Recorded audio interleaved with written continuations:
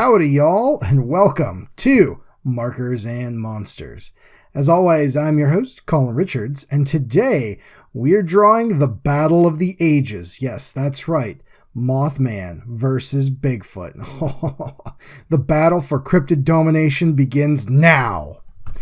This is a special drawing as I did it as a commission during the most recent Monster Bash, one of my favorite conventions that I always attend.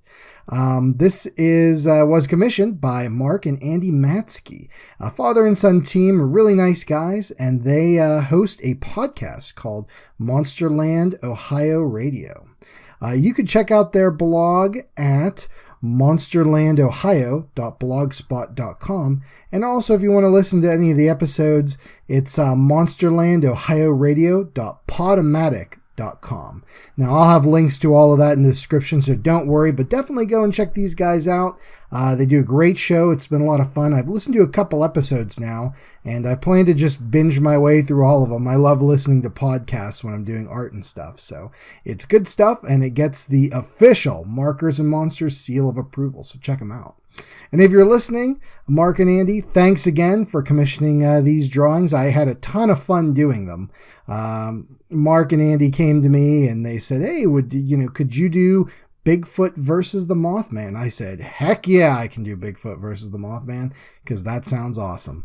Luckily, I recorded this one. I thought it would make a great episode. Now, we've talked about the Mothman before, one of the earlier videos, and if you haven't seen that, go back and watch that. That'll give you a nice little history of the Mothman, I guess, legend of the cryptid. But just a quick summary here. The Mothman in the 60s in Ohio, a little town, Point Pleasant, they were seeing this weird creature come around, and it was kind of a portent for all kind of bad stuff that happened. Eventually, the Silver Bridge there collapsed, causing numerous deaths. That's no good. And the Mothman has not been seen since. But he's passed into like pop culture legend since then. Very cool stuff. Now, the guy on the left here, Bigfoot, I don't think needs an introduction, but I don't know if we've talked about him on the show before. So let's talk about some Bigfoot, shall we? Bigfoot, or the noble SasWhat as he is known, is a humanoid-like creature that is said to stalk various woodlands, specifically in North America. That is the United States and Canada. Now, Bigfoot sightings can appear pretty much all over the world, but in other cultures sometimes they have the Yeti, which is a similar but different sort of thing. Mostly it's confined to the region of the Americas here.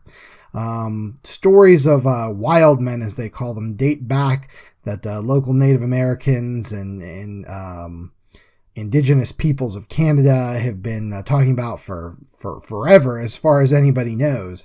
But it wasn't really until the 1800s when people started to actually record these local legends of these like wild men in the woods. And, that's kind of when it came into the pop culture mindset, as it were. Very interesting stuff. I believe, according to Wikipedia at least, it was in 1920 that a newspaperman in Canada went around and recorded all these and produced a series of articles. And that's where the term SasWhat comes from, these articles. He took the word from a Native American tribe, which I am not going to attempt to pronounce because I don't do well with pronunciations. But suffice to say, 1920 SasWhat enters the lexicon. And then from there, it goes. Now, living in Pennsylvania as a do, we grew up with the idea of Sasquatch. A lot of people say Pacific Northwest, and yeah, I guess that's where the most famous Bigfoot sightings have occurred, but Pennsylvania gets a ton of alleged Bigfoot sightings, which I think is pretty neat. I remember going out with my friends and looking for Bigfoot in the woods, looking for Bigfoot tracks or whatever. Lots of fun stuff. Is Bigfoot out there or not? Well, that's not a question I feel certified or knowledgeable enough about to truly answer. But Suffice it to say, I hope he does, because I think the world is a weirder, wilder, and more awesome place with Bigfoot in it. So, yeah, here's hoping, and here's to you, big Bigfoot guy. I hope you're out there. I hope there's lots of you out there stomping through the woods, scaring people, doing your Bigfoot thing. Now, as far as the drawing here goes, as you can see, we're pretty much almost done with the coloring. It took me a while to get a nice composition for this. What you don't see is that before I started this drawing, I filled up a whole page with the various, just ideas, little quick sketches, just simple things to kind of get the idea of what these two figures are going to be looking like in the drawing.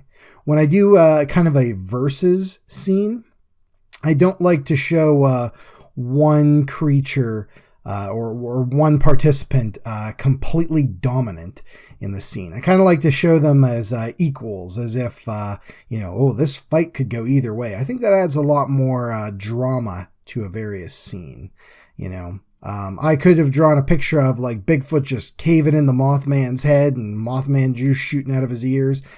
But where's the fun in that? Like this way, it's anybody's game. If you're a Bigfoot guy, he's your man. If you're a Mothman guy, well, he's in this fight too, The one thing that I had to do that was kind of interesting is the Mothman is not really known as how should I say this, a physical combatant. Being that he is a portent, or as it were, or a harbinger of misfortune, his strength doesn't lie in actually like beating people up. Bigfoot, on the other hand, according to most people, is a very much a physical threat. The threat of Bigfoot, if he was to beat you up or whatever, is that he's like a big burly hairy dude that can like punch you around a bit. So I kind of had to bring the Mothman down to more to Bigfoot's level, unless I gave the Mothman some claws there at the bottom, as you can see, in addition to the big wings and the Mothman's glowing red eyes there, to kind of make it look almost more like a physical fight. Now, there are some schools of thought, and we're not going to get into it, that says that Bigfoot is a supernatural creature. Either he's like ghostly and can disappear and reappear at will, or kind of an alien type creature, or something of that nature. That's why you can't find them out in the woods, because when they're not rifling through your trash or scaring the bejesus out of you in the middle of the night when you're camping, he disappears in some way. Either he's ethereal or, like I said, an alien creature that can be beamed up to the mothership or whatever. I don't know, but interesting thoughts, Another thing that Mark told me when I asked him, I said, hey, is there anything special you want in the drawing? He said, how about we do a UFO above? So that was a great little detail, and I decided to put in there one of those very classic flying saucer type UFOs just hovering there. I thought that was a fun detail, especially to add to kind of the weirdness of the whole scene, Bigfoot and the Mothman, they have very close ties to UFOs. Mothman especially, with the men in black coming around the town of Point Pleasant after the Mothman sighting, stuff like that. So it's a lot of fun to get kind of all these cryptids in a cool monster mash, as it were.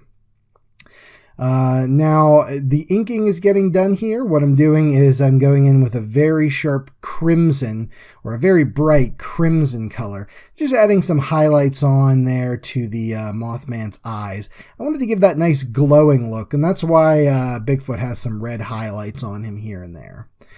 After this, I'm going to kind of touch up a little bit before going in with the trusty old white paint pen to just add some, highlights to the eyes, and just some, highlights here and there in the drawing where it needs to be. Let's get it signed up. Let's get a couple more touch-ups in, and then we can start moving on to the scan. So very cool. I say this about every drawing, but it's true about every drawing, but I had a blast doing this one. It was a lot of fun to get two creatures in a scene. Normally I stick to, just one shot of something. It's very quick that way, and really focuses. But this was great to do kind of a cool battle scene of two Goliaths in cryptid lore, as it were. So I don't know, guys. What do you think? Drop me a comment. Let me know. Do you like it? I hope you do. And please definitely check out Mark and Andy's podcast. Is good stuff. Like I said, I've been listening to it and having a lot of fun with that. So stop by. Tell them I sent you. But I guess that's it for me, guys. You know where I am on social media. Drop me a line. We'll chat. We'll talk about cryptids. And hey, if there's anything you want to see fighting in a video, let me know, and maybe we can work something out. All right, that's it for me, Colin, and we'll see you on the next episode of Markers and Monsters.